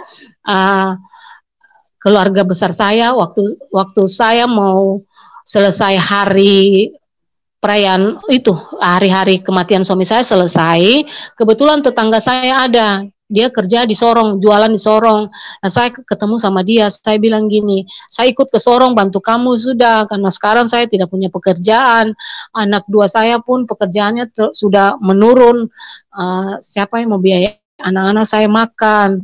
Nah, dia bilang, sudah kalau mau ikut saya ke Sorong, nantilah habis lebaran baru kamu ikut. Iya, pas habis lebaran saya pergi. Tapi sebelum saya pergi itu sudah mulai ada masalah sama ipar-ipar saya. Mulai ada sedikit kecocokan. Tapi saya jalan saja. Mereka kan nggak kasih izin saya pergi. Cerita mereka bilang nanti mau bangun saya usaha, mau bangun saya ini itu. Tetapi saya berpikir, saya sudah hidup dengan mereka puluhan tahun. Saya tahu mereka seperti apa. Mending saya usaha sendiri, saya punya sendiri, daripada saya punya orang tapi saya ditindas atau saya diintimidasi terus. Lalu saya pergi ke Sorong itu sama tetangga saya itu. Sampai di Sorong 1 bulan sana saya lihat keadaan bagus, saya kembali lagi ke Masohi, kota saya.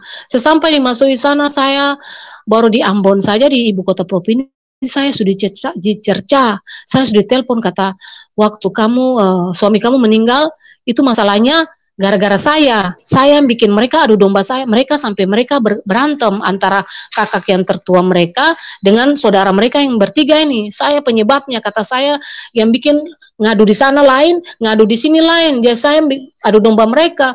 Saya bilang, saya menangis, Tuhan Yesus, hari itu saya di mana? Hari itu saya lagi berduka, buat apa saya mengadu domba mereka? Sedangkan mereka kalau ikut ini, mereka yang harus tanya saya bagaimana ini, kok mereka ambil keputusan, mereka waktu mereka sudah saling memaafkan, waktu itu sudah bisa lebaran dan mereka sudah saling memaafkan. Jadi mereka saling cerita menjatuhkan saya. Jadi saudara terkasih dalam Tuhan Yesus, pas sampai di kota Masohi, saya barang-barang saya, baju-baju muslim saya baju muslim tuh banyak sekali. Lalu saya bagi-bagi, saya gantung saja di depan pintu situ. Di depan pintu saya bilang, mari siapa yang pilih, ambil sudah. Saya mau ke Sorong. Kalau ke Sorong sana ngapain sudah, saya mau pakai baju begini. Saya mau pakai baju-baju begini buat apa? Palingan di sana tuh saya mau goreng pisang, saya jual nasi kuning, ya saya ada baju-baju rumah. Terus saya kasih mereka semua barang-barang, saya bagi, tidak ada barang-barang satu pun, karena saya emosi karena dengar mereka memfitnah saya bagi semua barang-barang saya. Saya bagi-bagi semua barang-barang saya. Halo, ya saudara terkasih dalam Tuhan. Lalu setelah itu saya kembali lagi ke Papua. Saya kembali ke Papua, tetapi saya masih bekerja sama tetangga saya ini.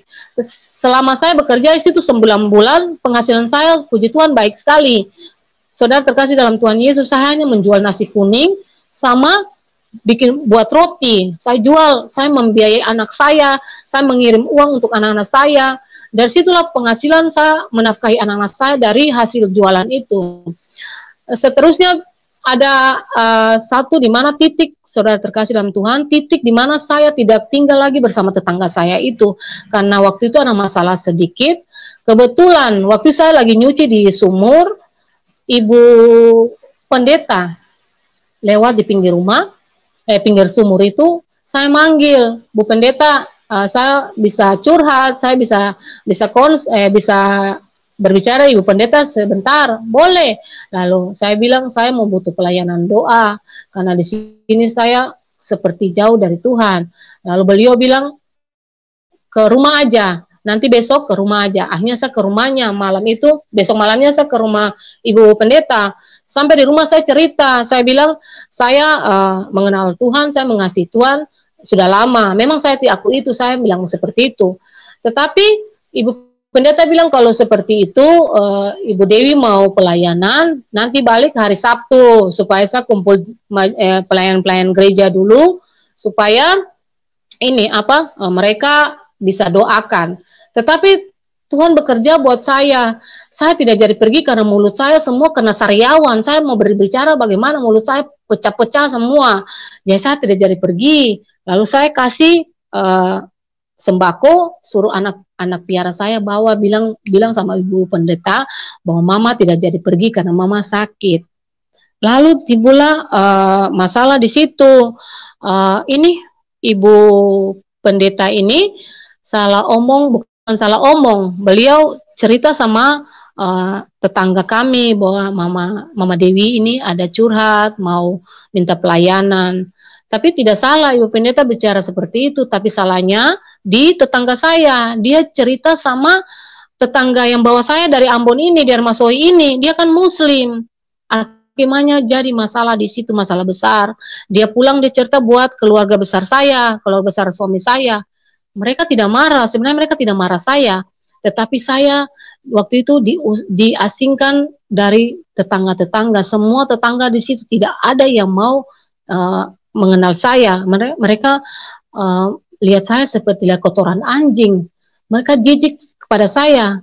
Karena mereka bilang saya seperti orang pengkhianat, murtad yang tidak perlu untuk bergaul dengan saya. Akhirnya saudara terkasih dalam Tuhan Yesus, saya hanya dalam rumah, terkurung dalam rumah. Waktu saya pulang kampung itu, saya hanya dalam rumah dengan anak saya, tidak tanpa ada tetangga yang, ada tetangga sih, ada berapa orang, ada sekitar 3-4 orang tetangga yang masih menerima saya. Itu saja, saya balik ke situ ke sini. Tetapi yang sebesar kampung ini tuh tidak ada lah yang mau dengan saya, tidak mau berteman dengan saya lagi. Akhirnya saudara terkasih dalam Tuhan Yesus, ipar-ipar saya itu, keluarga besar dari suami saya itu tidak marah, mereka tidak mengintimidasi saya, malah mereka membela saya waktu itu karena ini ibu yang bawa saya ke Papua itu bilang, kata saya melakukan kegiatan gereja di kampung itu. Saya bilang memang saya minta pelayanan doa, tetapi saya tidak melakukan kegiatan gereja saat itu di kampung itu. Saya tidak pernah masuk gereja ataupun kegiatan ibadah apapun, belum pernah saya lakukan di situ. Itu saya pertahankan itu. Akhirnya keluarga saya semua masih menerima saya. Tapi puji Tuhan, syukur banyak Tuhan Yesus bekerja buat saya. Banyak cobaan yang saya alami, banyak juga gangguan yang saya alami. Tapi Tuhan Yesus masih memberi kesempatan buat saya, bahwa saya harus meninggalkan semua. Jadi saya harus berani untuk meninggalkan semua. Bukan saya bertopeng lagi, saya bertopeng dalam arti saya punya iman Kristen, tapi saya masih berhijab. Lalu akhirnya saya ke Papua mempunyai usaha sendiri. Saya bangun walaupun hanya di Papua itu saya hanya goreng pisang, buat nasi kuning sambil jualan sembako sedikit-sedikit. Tapi puji Tuhan, saya bisa membiayai anak-anak saya bisa mencukupi makan minum mereka, pakai mereka, karena saya percaya kuasa Tuhan luar biasa. Terus saudara terkasih dalam Tuhan, sampai 2017 terakhir itu saya punya hubungan putus sama keluarga besar suami saya. Anak-anak saya yang tertua dibaptis, dia minta baptis sendiri. Tanpa saya suruh baptis, dia minta baptis sendiri. Dia minta baptis di tahun 2010. Waktu itu suami saya masih ada karena dia mendengar sendiri banyak tentang Tuhan Yesus. Akhirnya dia minta baptis, saya minta dibaptis. Akhirnya pelayanan doa, pelayanan pelepasan, hanya anak saya yang tertua dibaptis. Puji Tuhan. Berjalannya waktu lagi saya saya mengalami banyak masalah, banyak kekurangan saya, tapi kekurangan saya itu rasanya kayak enteng-enteng saja, tidak seperti kemarin-kemarin saya alami itu. Itulah hebatnya Tuhan, kalau Tuhan ada di pihak kita, masalah sebesar apapun tidak ada artinya. Kadang-kadang anak-anak mau minta ini, mau minta itu, saya belum punya, saya belum ada, tetapi puji Tuhan, tetap saya bisa, walaupun hanya dengan usaha yang kecil, saya bisa membiayai mereka. Tahun 2018, anak saya yang nomor kedua, Arul, yang banyak nanya itu tentang Tuhan Yesus, dia dibaptis tahun 2018. Lalu kemarin tahun 2005,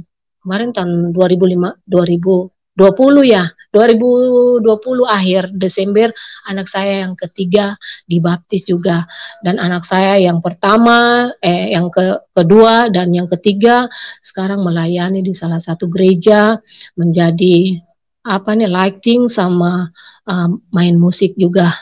Puji Tuhan, Tuhan berkarya buat saya luar biasa. Satu lagi yang jadi beban saya waktu itu, saya mau sedikit bicara buat saudara-saudara terkasih dalam Tuhan. Saya mau saudara melihat bahwa sangat baik. Tuhan Yesus itu terlalu baik, teramat baik Tuhan Yesus. Kasih setianya tidak pernah habis bagi kita. Saya ingin kesaksian saya ini bagi mualaf-mualaf, kalian lihat, kalian pandang Tuhan Yesus. Karena Tuhan Yesus tidak pernah meninggalkan kalian. Tuhan Yesus selalu menunggu kalian setiap saat. Tuhan Yesus memanggil. Kalau contoh saya waktu itu namanya Betty, waktu saya Kristen, Tuhan Yesus tidak memanggil saya Dewi karena nama Muslim saya Dewi. Tuhan Yesus memanggil saya Betty, Betty belum pulang lagi. Tuhan Yesus kangen, Tuhan Yesus rindu. Itulah seperti Tuhan Yesus. Tuhan Yesus tidak pernah mendendam apa yang kita buat. Tuhan Yesus selalu mengasihi kita. Ingat saudara, kasih karunia Tuhan semakin hari semakin berkurang, waktu-waktu Tuhan semakin sempit. Pikir pakai logika. Saya berpikir pakai logika waktu itu, dan logika saya jalan waktu itu di tahun 2000 berapa itu, 2005 apa itu. Kakak ipar saya nelpon saya gini, dia marah-marah saya. Kakak ipar saya itu dia kerja sebagai salah satu aparat. Dia orangnya namanya juga aparat ya, dia kasar, dia emosional. Dia telepon saya, dia bilang gini, kamu itu masuk Muslim menyangkal Tuhan Yesus, mati mau masuk neraka ya. Dia bilang seperti itu. Dia bilang ke Bapak Ino, enggak juga mau, sama saja waktu itu, waktu saya belum dibaptis itu, sama aja mau. Sama bagaimana? Kamu itu lihat itu.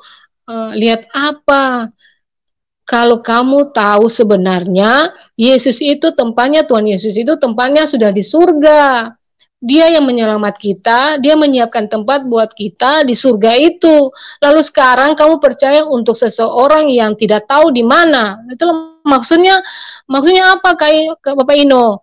Iya tuh, lalu kamu tuh sembahyang, sholat, kamu berada di dengar setelah doa sholat itu kamu doa ajan itu setelah dengar doa ajan kamu tidak pernah tahu artinya. Tapi saudara terkasih dalam Tuhan, saya mulai mencari, saya lupa ayatnya, tapi saya ingat dengan bahasa Indonesia bagian akhir itu saya dapat di situ. Saya baca di terjemahannya. Saya tidak baca, saya tidak pintar untuk menghafal ayat-ayat Al-Quran itu. Saya hanya baca di tafsiran, di situ dibilang begini, angkatlah dia di tempat yang maha tinggi, tempatkanlah dia di tempat yang maha tinggi, karena engkau Tuhan, karena engkau Allah yang maha suci, maha mulia, yang tidak pernah ingkar janji. Lalu saya berpikir, aduh gimana itu? Kalau sekarang saya berdoa, saya minta Tuhan angkatlah dia, taruh dia, baru sekarang di mana orangnya? Lalu kalau saya tidak tahu orangnya di mana, terus saya mau di situ saya bagaimana? Disitulah kontra terjadi antara saya. Saya semakin terpuruk di situ, iman saya semakin kepercayaan saya semakin menjadi-jadi di situ. Saudara terkasih dalam Tuhan Yesus, itu sebagian kesaksian saya. Saya berharap semua mendapat berkat dari kesaksian saya, karena semata-mata saya berbagi ini untuk kemuliaan nama Tuhan, agar Tuhan dimuliakan, karena Tuhan Yesus sungguh besar, kasih setianya tidak pernah habis. Tuhan Yesus luar biasa, Tuhan Yesus is the best. Saya sampai sekarang walau hanya jualan pisang goreng, jualan nasi kuning, dan hanya punya kios kecil, saya bisa membiayai anak-anak saya bisa mencukupi makanan minum anak-anak saya, malah kadang-kadang anak saya yang tertua bisa pakai HP iPhone 10 yang tidak dipakai orang anak-anak yang punya orang papa, punya mama, yang punya punya pekerjaan yang baik, tapi anak saya bisa pakai iPhone 10 karena itulah kasih karunia Tuhan bagi saya. Tuhan luar biasa, Tuhan Yesus Yesus dahsyat. Tuhan Yesus tidak pernah menutup pintu berkat bagi saya. Saya percaya saudara yang terkasih dalam Tuhan Yesus, saudara-saudara saya yang di seberang, yang menonton ini, yang melihat ini, akan membuktikan seperti saya, bahwa Tuhan Yesus ada dan Tuhan Yesus akan memilih saudara. Ingatlah, Tuhan Yesus itu Tuhan yang luar biasa. Saudara-saudara terkasih dalam Tuhan Yesus, kalau benar-benar saudara punya hati yang sudah siap untuk dibuka, Tuhan Yesus sudah menyiapkan tempat kita di surga. Tuhan Yesus sudah menyiapkan rumah kita di surga. Haleluya. Itulah kesaksian saya. Terima kasih banyak. Semoga menjadi berkat bagi banyak orang. Terima kasih, Pastor. Haleluya. Ya, puji Tuhan. Terima kasih Ibu Dewi Ulfa yang sudah bisa berbagi berkat dengan kita semua pada malam hari ini, di mana Tuhan Yesus adalah Tuhan yang nyata. Tuhan Yesus adalah Tuhan yang bisa dialami oleh semua manusia. Itu sebabnya Ibu Dewi Ulfa kembali kepada Tuhan Yesus, karena dia bukan huruf-huruf yang dibukukan, tapi dia firman yang dibukukan. Dan karena dia firman, makanya firman itu hidup dan berkuasa. Jadi apa yang tertulis di dalam firman itu sangat nyata dan bisa dialami oleh semua manusia. Ini suara siapa yang dubbing ya? Ya. Ya, Ibu, mungkin YouTube-nya dikecilin dulu, Ibu. Halo, Ibu. Iya, Pastor. Ya. Oke. Ya, teman-teman, Tuhan Yesus adalah Tuhan yang nyata, yang dialami, ya. Bukan cerita dongeng, bukan cerita omong kosong, yang hanya memberatkan tas kita karena ditulis di dalam buku, tapi dia benar-benar firman, dan dia firman yang menjadi manusia, dan firman itu adalah Tuhan sendiri, perkataan Tuhan sendiri, dan perkataan Tuhan sendiri tentu berkuasa, dan itulah yang disaksikan oleh Ibu Dewi Ulfa. Jadi sesuatu yang memang benar-benar nyata. Jika Anda ingin mengalami dan mengenal Tuhan yang benar, maka kembali kepada Tuhan Yesus, atau terima Tuhan Yesus, atau percaya kepada Tuhan Yesus. Tidak ada Tuhan selain Tuhan Yesus Kristus. Dialah satu-satunya Tuhan. Dialah yang menyelamatkan manusia. Dialah yang maha baik itu, ya. Dia tidak pernah marah-marah, emosi waktu narasumber Ibu Dewi Ulfa meninggalkan dia. Tuhan Yesus tidak pernah marah-marah. Tuhan Yesus tidak pernah datang kemudian tabokin si Dewi Ulfa, kurang ajar kamu, ya, kamu tinggalkan aku, kamu permalukan aku. Ya, itulah Tuhan yang benar, Tuhan yang tidak emosian. Tuhan itu tidak pernah mengajarkan kekerasan, Tuhan tidak pernah mengajarkan untuk tumpahkan darahnya Dewi Ulfa karena sudah meninggalkan dia. Tidak pernah. Ya. Tuhan yang baik itu adalah Tuhan yang merangkul, Tuhan yang menyelamatkan. Kasih-Nya tidak mungkin bisa dibantah, teman-teman. Bahwa dari ajarannya saja tidak ada manusia yang seperti itu. Tidak ada nabi yang bisa mengajarkan seperti apa yang diajarkan Tuhan Yesus. Kasihilah musuhmu, berdoalah buat mereka, mintalah berkat buat mereka. Jikalau kamu ditampar pipi kirimu, berikan juga pipi kananmu. Jikalau ada yang meminjam kepadamu, jangan meminta balik. Mana ada manusia yang bisa mengajarkan seperti ini? Mana ada nabi yang bisa mengajarkan seperti itu? Mana ada rasul yang bisa mengajarkan seperti itu? Apalagi yang palsu. Tidak mungkin. Ya. Itulah sebabnya teman-teman, kita dengarkan apa yang telah dibagikan. Saya berdoa kiranya menjadi berkat dan membuka mata hati kita supaya kita bisa berjumpa, percaya, dan menerima keselamatan itu. bukan untuk supaya orang Kristen bertambah banyak, itu sama sekali tidak ada gunanya. Tetapi supaya Anda bisa diselamatkan, karena betapa mengerikannya manusia kalau sampai manusia masuk ke dalam neraka.